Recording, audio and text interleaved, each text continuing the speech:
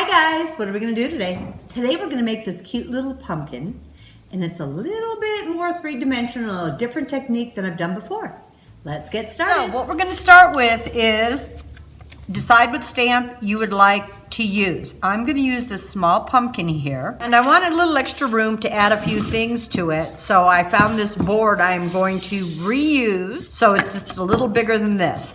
You're also going to need some sort of a foam board or a very soft, this isn't overly squishy, but kind of squishy surface, and a piece of tin foil. So I'm going to lay my tin foil, and it doesn't matter which way you put it on here, down on my foam piece and just lay my stamp on top. And I'm going to do is take my hammer, but you want to make sure you don't hammer it so hard that you actually rip the tin foil.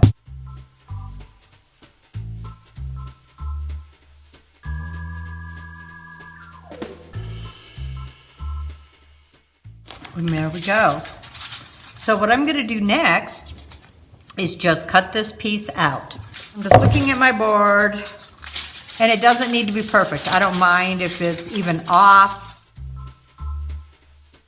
You want to make sure you don't push the embossing out. So you kind of want to be a tad bit gentle with it when you're cutting. Just kind of cut it out, and then we're going to glue this on.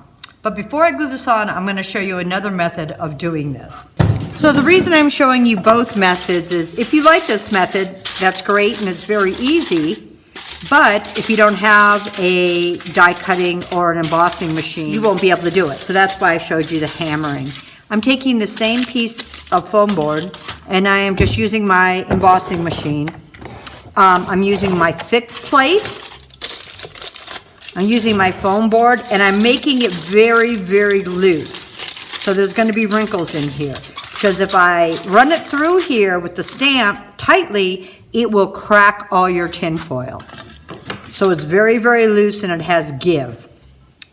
I'm going to lay my stamp down on top of that. I'm going to use one of the plastic thinner plates. And then for a shim, using a couple pieces of chipboard, and that seemed to even give me a nicer look. So you may have to play with your shims to see. And I will roll this through.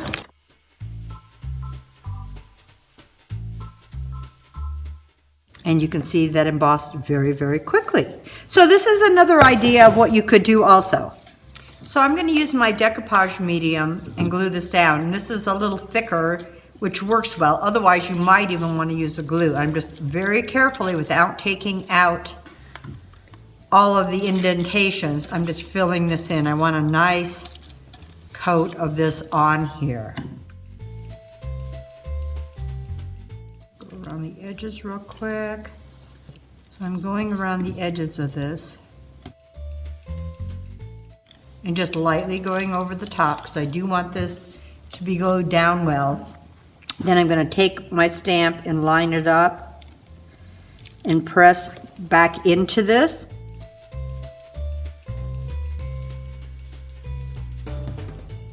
Okay, I'm going to let this dry and then we're going to paint the whole thing. So this is dry, so I'm going to paint this whole thing orange. I'm using my DIY paint and I am using Summer Crush and Firestarter. This is Summer Crush. I really like this orange. And you don't want to press down really hard on the foil. I'm just going to add a little bit of the Firestarter in here. Okay, you're really not supposed to put it in one paint and then put it in another. You would probably use two different brushes or pour it onto a palette. I'm going to have to let this dry and I'll probably do one more coat because I can still see some of the words through here. So we'll let this dry and add another coat to it. And our paint is dry. So I'm going to seal this. I'm just using my Minwax polyacrylic crystal clear sealer, but use whatever your favorite sealer method is.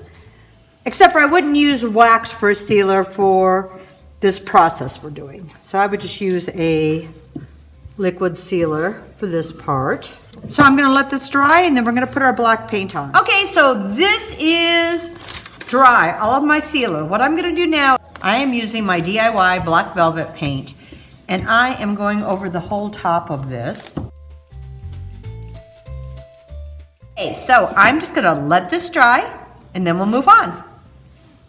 Okay, so my black paint is dry. I've got a baby wipe. Now I am going to very lightly rub back. And you don't want to rub really hard over this tin foil and indent it. So I'm just very lightly start wiping back till I've got the look I want.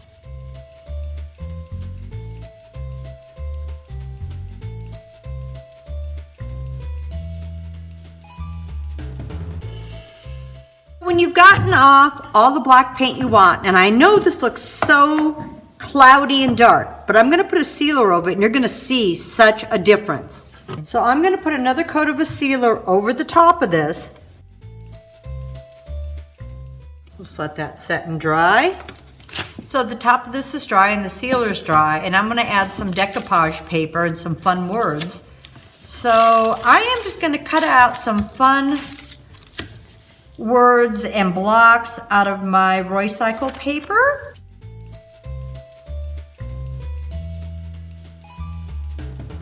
Line up some pieces and see what we think.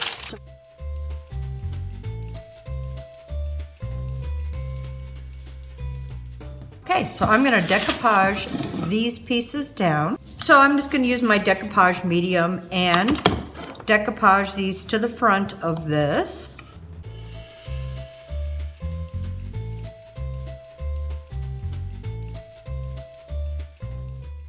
Okay, let's let these dry on here. So as it is right here, this is really kind of fun if you wanted to do nothing else. But I'm actually going to layer a coat of ice resin. This is not quick casting resin. It's actually an ice resin. And when it dries, it'll become clear. This is called ice resin. And you can see this, there's a part A and a part B, and you're mixing 50% with. Usually you would use like a disposable container. I just want to make sure I get the exact amounts I need. The first thing I want to do, since this is a flat surface, is I am going to need to tape around it to make a little bit of a wall. And I would probably use a heavier tape, and I may on the outside of this. I have a sealer on it, but I don't want to rip the edges.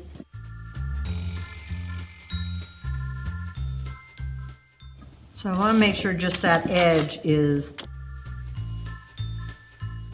very well sealed right at this edge so the resin doesn't drip down the sides.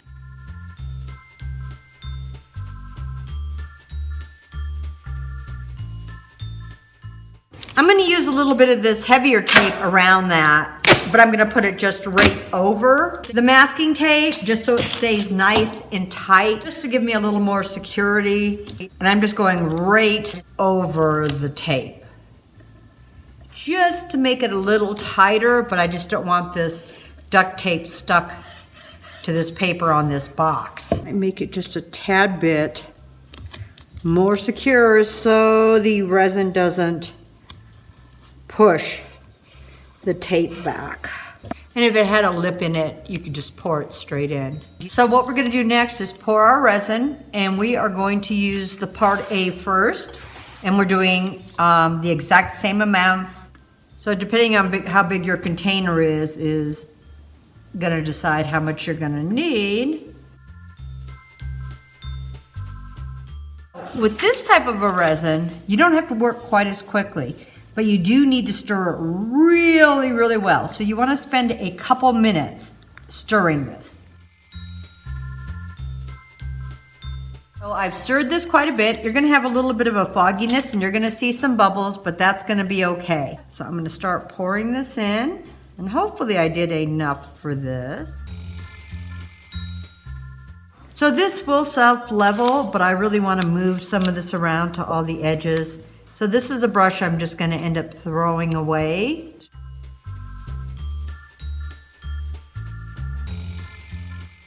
You can see there are a lot of little baby bubbles in here. So I'm going to use my heat gun and kind of lightly go over some of the bubbles, and they will help pop them.